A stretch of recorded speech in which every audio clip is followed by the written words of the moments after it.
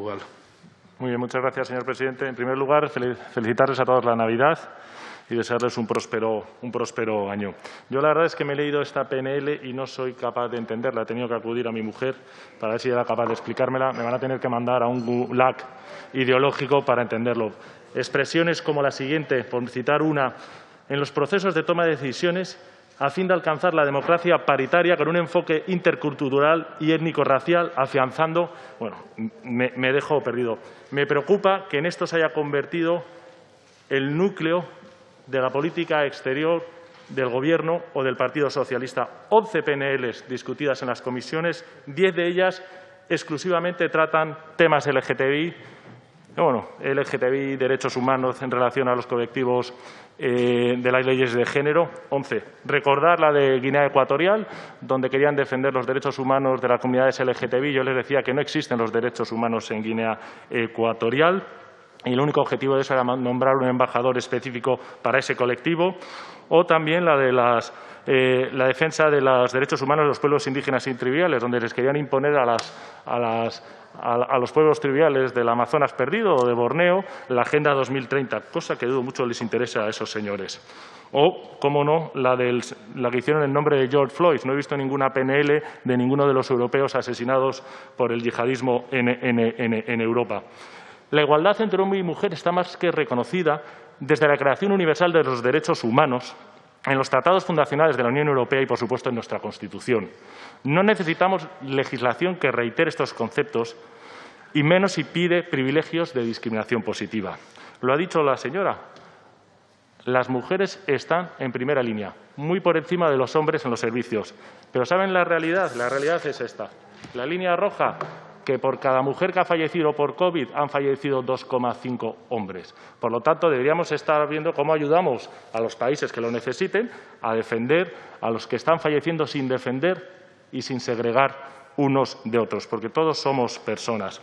Sí es verdad que existen países donde la dignidad de la mujer no es respetada, matrimonios obligados, matrimonios entre niñas y ancianos, donde se practica la mutilación genital. Y es a estas mujeres a las que tenemos que tener en cuenta y ayudar. Su discriminación estructural hacia la mitad de la población, de los grupos de gobierno, nos trata como un colectivo, como si fuéramos todos iguales. Enfrenta a hombres y mujeres. Este enfrentamiento rompe la convivencia, la esperanza en las relaciones y la familia.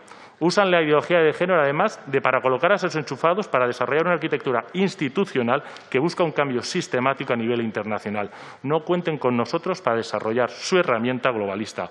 Usan una ideología incluso cuando no pueden sacarse conclusiones, como he acabado de demostrar ahora mismo. No estamos de acuerdo y nos gustaría que el Partido Socialista, además de haber presentado 10 PNLs única y exclusivamente sobre estos temas, haga algo por los españoles, que lo que les preocupa es su futuro laboral y el futuro de nuestras relaciones internacionales. Muchas gracias. Gracias, señor González Coello, de Portugal. Cierra el debate el Grupo. Gracias, señor presidente. Señorías, buenas tardes. Nuestras relaciones con los Estados Unidos no deberían ser guiadas a corto, medio y largo plazo porque nos caigan mejor o peor sus dirigentes. Estados Unidos es un país con una democracia consolidada, amigo de España y aliado de Europa en todo momento. Ya lo demostraron en el siglo pasado en un par de ocasiones. Estados Unidos nos necesita y nosotros lo necesitamos, no solo por el gran mercado que representa, sino también, y más importante, por nuestra seguridad. Olvidémonos, pues, de nuestras ideas de partido y pensemos en el interés general de España, manteniendo comportamientos correctos y prestando especial atención al factor cultural de nuestro gran aliado. En materia de defensa, nuestra PNL está orientada precisamente a eso, a mantener y, si cabe, mejorar las estrechas relaciones que nuestra nación tiene con los Estados Unidos desde que en 1953 se firmaron los denominados Pactos de Madrid, por los que se regulaba la ayuda para defensa mutua mediante el establecimiento de bases militares norteamericanas para uso militar de ambos países en nuestro territorio, quedando siempre bajo pabellón y mando español. En asuntos de defensa, las relaciones hispano-estadounidenses han ido evolucionando de manera esencial y los sucesivos convenios han ido reflejando una relación próxima pero cambiante a la vez, condicionada siempre por la geoestrategia de los Estados Unidos y por la aspiración de España de alcanzar una relación más equilibrada y acorde con su creciente peso económico, social y político en el plano internacional. Finalmente, El 1 de octubre de 1988 se firma el convenio que establecía un nuevo acuerdo fundamento único eran los intereses de seguridad mutua y se estableció un comité permanente hispano-norteamericano que tenía por objeto velar por el normal cumplimiento del convenio. El equilibrio logrado con este acuerdo justifica que, mediante sucesivas prórrogas, haya permanecido hasta la fecha. Tan solo en 2001 y en 2012 se pactaron sendos protocolos de enmienda, el primero para una simple actualización y el segundo, que entró en vigor el 21 de mayo de 2013, por el que se estructuraba la participación de España en el programa de defensa contra misiles balísticos de la OTAN, permitiendo el estacionamiento en la base naval de Rota de 4 destructores estadounidenses dotados del sistema de radares Aegis. Así pues, con una vigencia de 8 años, el convenio revisado expirará el 21 de mayo de este próximo año, si bien se contempla su prórroga automática por periodos de un año, salvo que alguna de las partes notifique por escrito a la otra la voluntad contraria. La base de Rota es de las más importantes para los Estados Unidos y para la OTAN, por su situación geoestratégica privilegiada. Es puerta del Estrecho de Gibraltar, punto medio entre los Estados Unidos y el Medio Oriente y plataforma avanzada de Europa cuando se trata de problemas de Centroáfrica y el Sahel. Durante este 2020, los medios se han hecho eco de algunas noticias sobre 3 supuestos que afectan a España y al convenio. El primero es que supuestamente Marruecos ha ofrecido a Estados Unidos su base en Alcázar como sustituto de la base de Rota. El segundo, que supuestamente también los Estados Unidos han solicitado el aumento de 600 marines y pasar de 4 a 6 destructores. Y el tercero es el traslado del mando para África a Canarias, mando que está, como saben, en Alemania. Respecto al primero, al inicio de la fase de construcción de la base de Alcázar las autoridades estadounidenses la visitaron y la equiparon además con el primer radar capaz de detectar todo tipo de blancos marítimos. A ello hay que añadir que Estados Unidos es el gran proveedor armamentístico de Marruecos y que las relaciones entre ellos han visto una considerable mejora en los últimos años y, más concretamente, en los últimos días, como bien saben. La pérdida de la base de Rota supondría la pérdida de influencia de España en una zona de especial relevancia, perdiendo el control aún más del estrecho. Por este motivo, a menos de medio año para la renovación del convenio, las negociaciones cobran una especial trascendencia. En cuanto al segundo, desconocemos si el Gobierno de los Estados Unidos ha realizado una propuesta formal al respecto, la cual, según manifestó la ministra de Defensa en mayo y el Ministerio de Asuntos Exteriores el 24 de junio pasados, no se había producido. Lo que parece claro es que Marruecos sí aceptaría ese aumento de destructores y marines, y por ello las repercusiones para España podrían ser muy negativas. Para los intereses de España, resulta de vital importancia que el convenio sea prorrogado más allá de mayo del 2021, y si efectivamente existiera una solicitud por parte de los Estados Unidos de aumentar en 600 marines y 2 destructores la base de Rota, es imperativo que España, en el marco de una negociación bilateral, accediera a la misma, no solo por el interés estratégico y de defensa, sino también por los económicos y sociales en la zona. En cuanto al tercer supuesto, también es trascendental importancia para las relaciones bilaterales con los Estados Unidos. Sería el de la instalación en las Islas Canarias del mando de las Fuerzas Armadas de los Estados Unidos de América en África. A tal efecto, cabe recordar que nuestro grupo presentó una proposición no de ley ante la Comisión de Defensa instando al Gobierno de España a informar a su homólogo estadounidense sobre la idoneidad de las Islas Canarias para la implantación del referido mando.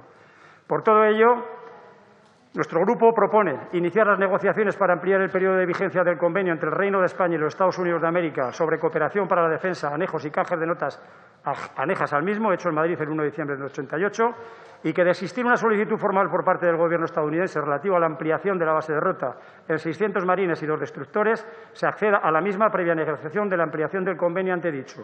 Termino deseándoles una feliz Navidad a todos y todo lo mejor para sus señorías y familias en 2021. Muchas gracias, señor presidente, por este tiempo extra que me ha ofrecido. Gracias. El señor Salva. Sí, muchísimas gracias, señor presidente. Ante todo, como iniciación, lo que sí hay que decir es que la Santa Sofía viene del nombre de Santa Sabiduría. Y si lo traducimos al del griego, pues viene de Santa Sabiduría de Dios. Son 3 joyas que representa esta monumental iglesia o templo. Es una joya histórica, es una joya religiosa y es una joya artística. Histórica porque efemérides tan importantes como el Cisma de Oriente se han celebrado, digamos, en el interior de esta iglesia. Joya religiosa, ¿por qué? Pues porque se ha practicado el culto ortodoxo, el culto islámico y el culto católico, puesto que perteneció al Patriarcado de Oriente durante bastantes años. Y joya artística, ¿por qué? Pues porque es una joya artística, tiene una altura de 55 metros por 33 de diámetro, 55 de alto por 33 de diámetro la cúpula. Fue hecha de las ruinas de dos iglesias anteriores por el emperador Justiniano I, por los arquitectos Isidoro y Antemio, y si pudiéramos, yo la calificaría como la octava maravilla del mundo, justo en la entrada del Bósforo, en el margen occidental. Dicho esto, que se podía prolongar muchísimo más, voy a hacer un pequeñito resumen, que es que, si me da tiempo, la caída de Constantinopla, dentro de ella el asalto a la Basílica de Santa Sofía, entonces la mayor iglesia de la cristiandad, conmovió en 1453 en Europa, que sin embargo se había mostrado cicatera frente a las desesperadas demandas de auxilio del emperador Constantino XI, paleólogo, confiando quizás en que la nueva Roma resistiera una vez más el asalto del Islam, como había hecho, por ejemplo, en 673 y 717, gracias a sus murallas inexpugnables. Bizancio, aunque declinante desde la derrota de Manzikert en el siglo XI, representa la continuidad de 2.500 años de helenismo, 1.500 años de legitimidad imperial romana y 800 de contención exitosa del Islam. El espíritu de renovada resistencia frente a la expansión islámica tendría eco en el otro extremo del Mediterráneo, en la decisión de los reyes católicos de activar la Guerra de Granada y completar la Reconquista. El cierre de las rutas comerciales terrestres hacia Oriente también contribuyó a relanzar la expansión atlántica de España y Portugal, que daría lugar al descubrimiento y hispanización de América. En el siglo XVI, España jugaría un papel esencial junto a Venecia y los caballeros de Rodas Malta en la contención del poder turco en el Mediterráneo, destacando la gran victoria de Lepanto. Convertida en mezquita durante casi 5 siglos, cubierto con cal sus maravillosos mosaicos, el fin del culto musulmán en 1931 y la conversión de Santa Sofía en un museo por la Turquía laica de Kemal Atatürk en 1935 había representado un gesto conciliador hacia Occidente. Siguió la declaración de Santa Sofía como Patrimonio de la Humanidad por la UNESCO en 1985. Todos estos gestos han sido desactivados por el gobierno islamista de Erdogan, que ha cumplido en julio del 2020 su vieja promesa de volver a convertir Santa Sofía en mezquita. El Tribunal Supremo turco ha dictaminado que Santa Sofía pertenece al Islam por derecho de conquista. El pasado 24 de julio se celebró allí por primera vez en 89 años el culto musulmán, con asistencia del propio Erdogan. Los mosaicos del Pantocrato y la Virgen y el Niño fueron tapados en aplicación de la iconoclastia islámica. El imán encargado de dirigir la oración, Ali Erbas, presidente de la Dirección de Asuntos Religiosos, ascendió a un minbar flanqueado por 2 banderas verdes y con una espada en su mano, símbolo de la conquista otomana. El Islam crece y los turcos están construyendo un nuevo futuro, señaló el clérigo durante su intervención, que se transmitió en directo por televisión, mientras 350.000 personas, según fuentes gubernamentales, seguían el acto en los alrededores del templo. La reislamización de Santa Sofía significa el fin de la Turquía laica de Atatürk, deseosa de integrarse en Europa. Turquía apuesta por convertirse en el Estado líder de un mundo islámico que ha carecido de él durante un siglo. Es un papel al que no puede aspirar Irán por el carácter minoritario de chiismo. Interesa recordar que en la concepción islámica el mundo se divide en Dar al-Islam y el Dar Arb, los territorios aún no sometidos a la ley coránica. Los países alguna vez dominados por el Islam siguen perteneciendo de jure al Dar al-Islam. De ahí las frecuentes alusiones de Bin Laden y otros líderes islamistas al-Ándalus. De ahí también que en vídeo publicado en Twitter el pasado 11 de julio, Erdogan afirmara que la resurrección de Santa Sofía como mezquita tiene valor para todo el mundo musulmán, de Bujara a Andalucía. El Oriente Medio, caracterizado por la presión contra las minorías cristianas y la violación de la libertad religiosa, asunto sobre el Grupo Parlamentario Vox ya presentó una PLN, la revocación del estatuto neutral de un lugar de la relevancia histórica de Santa Sofía Imaginemos la conmoción que se produciría, por ejemplo, si Israel convirtiese en sinagoga la mezquita de Al-Aqsa. Constituye a todas luces un gesto hostil. Así ha sido interpretado por Grecia, que ha protestado formalmente. El arzobispo de Atenas, el primado de la Iglesia Ortodoxa griega, ha declarado un día de luto para la ortodoxia, el cristianismo y el helenismo. Así ha entendido también intelectuales. Señor Salvá, tiene que ir acabando. Bien, muchísimas gracias por avisarme. Entonces, lo que sí proponemos es elevar una protesta formal al Gobierno turco por la revocación del estatus neutral de la Basílica de Santa Sofía, retirar, si es que aún lo pagamos, que lo hemos intentado buscar, la contribución económica a la Alianza de Civilizaciones de Naciones Unidas, copatrocinada por Turquía, con el señor Moratinos por en medio, e interceder ante los gobiernos correspondientes por la libertad religiosa de minorías cristianas perseguidas en Oriente Medio. Y muchas gracias. Muchas gracias, señor Salvá. Por el Grupo Parlamentario Ciudadanos tiene la palabra la señora Martín Yaguno. Tiene la palabra el señor Rossetti. Gracias, señor presidente. Soy Agustín Rossetti, diputado por Cádiz, y será un honor para mí compartir los trabajos de esta comisión a partir de hoy. Quedo a disposición de sus señorías. La proposición que el Grupo Republicano nos trae es inasumible para una nación que, como España, pretenda ser un actor estratégico y conservar la confianza de sus aliados en el Pacto Atlántico. Pretenden que nuestro país firme y ratifique el Tratado de Prohibición de Armas Nucleares de Naciones Unidas, una convención hasta el momento ratificada por 51 Estados de los 85 que la han suscrito, apenas alguno ubicado en Europa. Es forzoso admitir que la adhesión de España sería una singularidad entre nuestros aliados, por más razones que ustedes pretendan tener.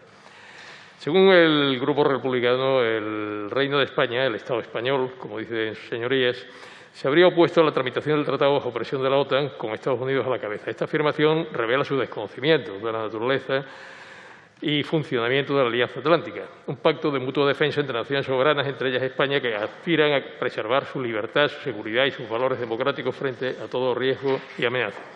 Es un hecho indiscutible que Europa Occidental debió su supervivencia tras la Guerra Fría al liderazgo y al compromiso de Estados Unidos frente a la Unión Soviética.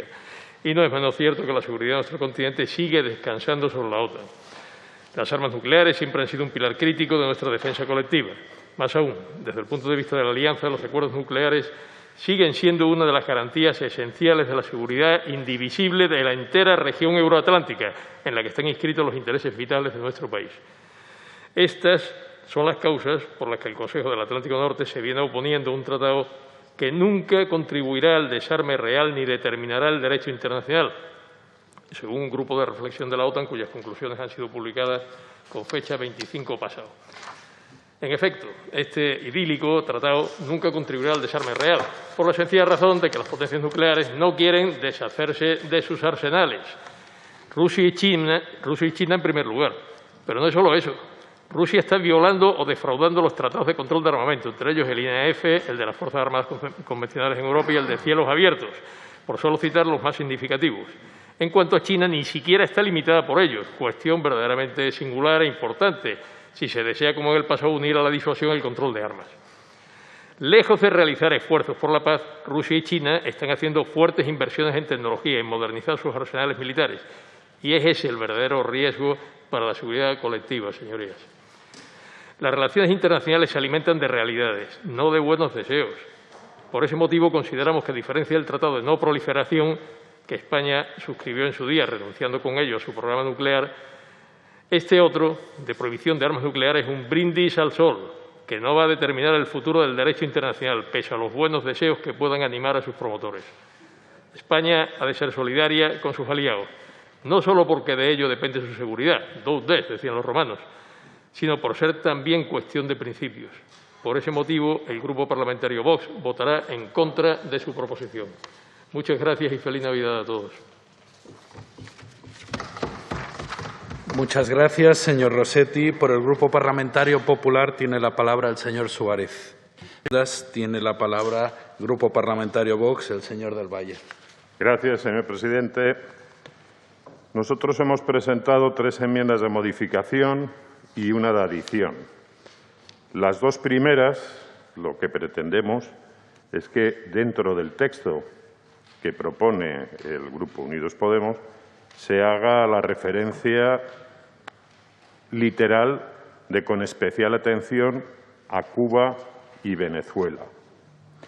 Mi grupo entiende que España debe ser particularmente activa en defender la consecución de unos procesos democráticos justos, libres y transparentes en aquellos países iberoamericanos donde más conflictos se plantea, que son Cuba y Venezuela. En Venezuela se han realizado elecciones para una Asamblea Nacional el pasado día 6 de diciembre, con una abstención del 70%, y eso que el propio oficialismo presionó a los ciudadanos con no darles bolsas de comida si no iban a votar. La Unión Europea ha rechazado el resultado de ese viciado proceso electoral y ha pedido al señor Maduro que trace un camino hacia la reconciliación nacional. El Gobierno de Maduro se mantiene exclusivamente por el apoyo del Ejército, pues ha logrado que los civiles estén subordinados a los militares y estos ejercen el control político y constituyen el principal sustento del régimen. Curiosamente, el grupo proponente no hace mención alguna a Venezuela, que precisamente es el país que en este momento menos reconocimiento tiene a nivel internacional de que realice procesos electorales libres, democráticos e independientes. Y Cuba, pues qué decir de Cuba. Directamente ni celebra elecciones libres ni democráticas, partido único, etcétera, etcétera. La tercera enmienda, con lo que pretendemos es modificar el texto del apartado cuarto de la PNL y que se redacte en la forma siguiente: reforzar los planes de cooperación con Iberoamérica para la promoción de la democracia y sus valores, como lo son el respeto a los derechos humanos, el Estado de Derecho, la efectiva separación de poderes y el pluralismo político, asegurando en todo caso que la ayuda aportada contribuye efectivamente a dichos fines, con especial atención a Cuba y Venezuela. La modificación incluye, en el marco de la cooperación de España con Iberoamérica, el esfuerzo y promoción de los elementos centrales, fundamentales e inalienables de una democracia, los cuales no están actualmente garantizados en Cuba y Venezuela. Por último, con la cuarta enmienda pretendemos incluir un nuevo punto, el quinto, en la parte dispositiva de la PNL, cuya redacción sería la siguiente: a condenar públicamente y no reconocer a los regímenes no democráticos y dictatoriales de Iberoamérica, aupados al poder algunos mediante procesos electorales fraudulentos, los cuales atentan diariamente contra los principios democráticos fundamentales y, en concreto, los de Cuba y Venezuela. Si acepta nuestra enmienda, votaremos a favor. En caso contrario, votaremos en contra. Muchas gracias. Muchas gracias, señor del Valle. Seguidamente intervienen los portavoces de los grupos del Real. Sí, muchísimas gracias. En primer lugar, comunicarle que no habíamos recibido hasta hace unos escasos segundos una enmienda transaccional que modifica un poco el criterio de lo que estábamos leyendo. Debo afirmar, en primer lugar, que la defensa de las exportaciones españolas, por supuesto, que debe ser una prioridad, no solo de esta Cámara, sino del Gobierno y de cualquier representante español en el mundo, sea el turismo, sea el sector primario, sea el sector industrial, la pesca o cualquier otra actividad que involucre a los españoles y los intereses españoles en el exterior. Y del Brexit podemos decir que es un proceso como mínimo atípico y, desde luego, muy mal planificado, y con la Unión Europea, que es uno de los actores fundamentales, a rebufo en muchos casos del Reino Unido. Y debemos decirlo también de una forma muy crítica con la Unión Europea, ahora hablaremos por qué, de la corta defensa de los intereses españoles en este proceso de salida. Razón que justificaría, si no me aceptan esto, entonces no haría falta esta PNL. Luego, si hace falta esta PNL, es porque no se ha defendido bien a España dentro del marco de la Unión Europea y los intereses respecto al Brexit. Con respecto a lo que proponía el PP en su PNL original, pues era un poco sorber y soplar, porque era, por un lado, reforzar el trabajo a través de la Unión Europea y, por otro lado, el punto 3 podía interpretarse como un cierto bilateralismo que nos parecía que era hacer una cosa y la otra al mismo tiempo. Era un poco pedírselo todo a los Reyes Magos, ya que estamos todos tan navideños. Miren, hay que pedir lo que podamos. Nosotros de pedir sería que un Gobierno de España tendría todo el apoyo de este Parlamento, no tengo ninguna duda, o al menos de la parte más o menos razonable de este Parlamento, si defendiera en todos sitios lo mismo y con la misma intensidad, pero no hiciera entreguismo, que sería el carbón del entreguismo, el pedirse el carbón del entreguismo, a que ya inventarán ellos cuando se refieren, y es penoso escuchar a un presidente del Gobierno español decir que viene de Europa y viene a contarnos lo que le han dicho en Europa. No, un presidente de España va a la Unión Europea como un socio preferente a decir lo que es de interés para los españoles. Y debo decirles que en ese entreguismo nos sorprendía mucho, y debo decirles que hay un riesgo implícito en la enmienda de Ciudadanos, porque mencionaba específicamente 3 cosas. En primer lugar, que el futuro del cumplimiento de los acuerdos. No hay más acuerdos con respecto a Gibraltar que Utrecht, lo que ha dicho la ONU. Es una colonia y, por tanto, debe descolonizarse ese territorio que está en territorio español. Pero lo más grave es que había una mención expresa, y se lo digo, señores de Ciudadanos, a la existencia, abro comillas, de una frontera entre España y Reino Unido en Gibraltar. Toma, Jeroma, le acaban de regalar ustedes en Navidad con esa enmienda al Reino Unido ese territorio en lo que es una colonia en el Reino de España. Eso no es una frontera, eso es una verja dentro del territorio español por una colonia ocupada por ingleses desde hace demasiado tiempo. Así, tengan mucho cuidado, espero. Leeremos con intensidad la enmienda transaccional que nos ha llegado. Nosotros, en principio, no hubiéramos tenido problemas en votar a favor o incluso abstenernos, pero si se ha eliminado esa mención a una frontera del Reino Unido en lo que es, les repito, señores de Ciudadanos, el territorio de España, nos veríamos obligados a otra posición. Por tanto, leeremos con atención esto que nos ha llegado directamente a través del PP hace unos segundos y si sigue esa mención, evidentemente tendremos otra postura distinta a que si no hay esa mención sí podremos apoyar esto para apoyar los intereses de España. Muchísimas gracias.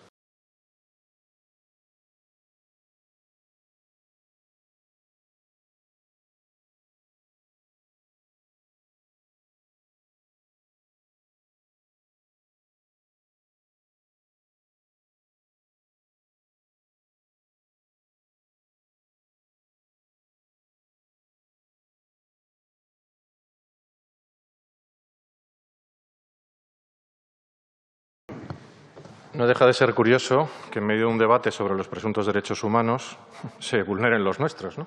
Mire, no tengo que recordarle el artículo 2 de la Declaración Universal de Derechos Humanos al señor anterior ponente del PSOE, ni el artículo 14 de la Constitución, ni el artículo 16. Nadie podrá ser obligado a declarar sobre su ideología, religión o creencias. Mire usted ha asumido nuestro origen, nuestra raza, nuestra orientación sexual. ¿Y usted qué puñetera idea tiene de quiénes somos nosotros?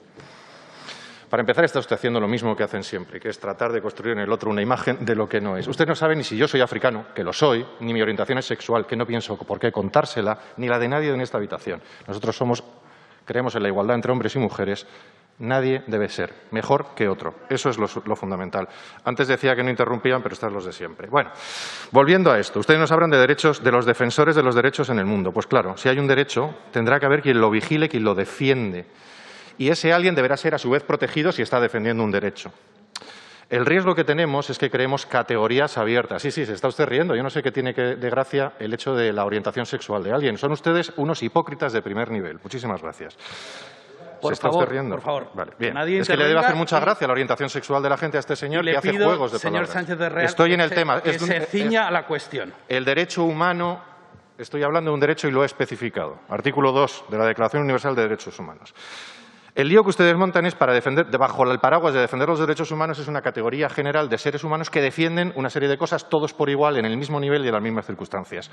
No, nosotros creemos en los individuos y cada individuo que defiende los derechos humanos debe ser protegido, no como grupo, no como masa, porque unos utilizarán este paraguas para hacer algunas cosas que no necesariamente son el límite y estricto defensa de los derechos humanos, sino otras cosas ideológicas, como estamos viendo aquí a lo largo de todo el día. De hecho, ustedes dicen cosas tan bonitas como que hay que defender, señalar cómo las mujeres defensoras de derechos humanos ven agravada su situación. Vale, y dicen otra serie de cosas. Se les olvida no solamente que las matan, las violan, las agreden, sino que en países Irán de sus socios, sí, los amigos de sus socios, no solo las matan, sino que también las encarcelan por opinar o por quitarse un velo o por sencillamente sacarse una foto. Mire, la ironía del COVID también es muy interesante. Ustedes dicen que nos enfrentamos como país y hay, fruto de la propagación global del COVID, hay gobiernos autoritarios que se valen de las legítimas restricciones impuestas para pretexto, para limitar a aquellos que expresan críticas o defienden los derechos. Vaya, justo, su Ministerio de la Verdad. Miren, el foco tiene que estar en los derechos humanos, sí, en las personas que los defienden, sí, a nivel individual, sí, pero no crear grupos que por el mero hecho de decir yo estoy defendiendo los derechos humanos, individualmente estén haciendo otras cosas y estén protegidos. Hay un riesgo de un grupo indefinido y abierto. Y además hay un marco que tenemos, que es la Constitución española y la Declaración de Derechos Humanos. Nada más, no inventen ustedes cosas, es que se ponen ustedes a hacer un putpurrí, un cocido de ideológico infumable. Si hicieran las cosas más sencillas, hasta nosotros se las apoyaríamos. Si ustedes pusieran unos límites razonables, que son la Constitución española, la Declaración Universal de Derechos Humanos, y se dejaran de ideología, nosotros lo apoyaríamos. Pero mientras hagan ustedes estos cocidos ideológicos y, sobre todo, vayan señalando a los demás, problemas. Con el dedo tanto que se quejan, desde luego ahí no nos van a encontrar. Gracias.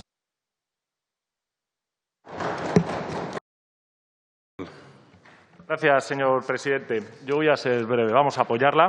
Rosario Murillo y su marido Daniel Ortega son unos criminales que tienen que ser puestos a disposición judicial. Además de haberse son multimillonarios a la sombra de PDVSA, con una fortuna calculada en miles de millones, son cómplices de asesinatos, de tortura y todo tipo de vejaciones que no repetiré porque ya se han dicho. Y lo que esperamos es que salgan pronto y sean puestos a disposición judicial del Palacio La Loma. La pregunta que yo me hago es por qué los señores de Unidas Podemos constantemente defienden a estos sátrapas, criminales, narcogobiernos de Hispanoamérica. Aquí hemos oído unos elogios sobre el señor Correa que me ha dejado perplejo. A lo mejor defienden Nicaragua porque el señor Monedero recibió fondos de Nicaragua y a lo mejor el señor Enrique Santiago defiende al condenado hoy, por cierto, Correa, a 8 años de prisión por su sucesor político en el poder y por la Corte Nacional de Justicia por haber sido su cliente. Me ha parecido fatal que no lo haya mencionado el señor Santiago cuando lo ha mencionado. ¿Saben lo que es esto? Esta es la imagen de la placa que se ha puesto en el Palacio de Carondelet hoy en Ecuador, el palacio donde vive el Gobierno, donde se dice esta placa: la Corte Nacional de Justicia, caso sobornos, sentencia dictada, confirmada en apelación y casación por delitos delincuencia organizada, soborno y cohecho. ¿Sabe quién la encabeza? Rafael Vicente Correa. ¿Sabe, señor Santiago, usted que habla tanto de derechos humanos, quién era Andrés Herrería? Un chaval violado por el señor Correa que puso una denuncia en la comisaría al lado del Palacio de Carondelet en el año 2011, el 6 de octubre, y que desapareció de su casa unas noches. ¿Sabe usted dónde está? No, yo tampoco. Este es el mail. Los mails, tenemos aquí los mails, los chats del señor Santiago, donde dicen, por indicación de su letrado Enrique Santiago Romero, le adjunto a la provisión de fondos. Y aquí están los chats de sus conversaciones con el delincuente Correa, de su... A ver, esto no está en la cuenta corriente, esta no la enseño. De su Instagram, Enrique Santiago, petición donde habla con el señor Correa. Por lo tanto, esperamos que todos estos sátrapas que han llevado a sus pueblos a la ruina, que son criminales, sean puestos a disposición judicial. Muchísimas gracias. Feliz Navidad.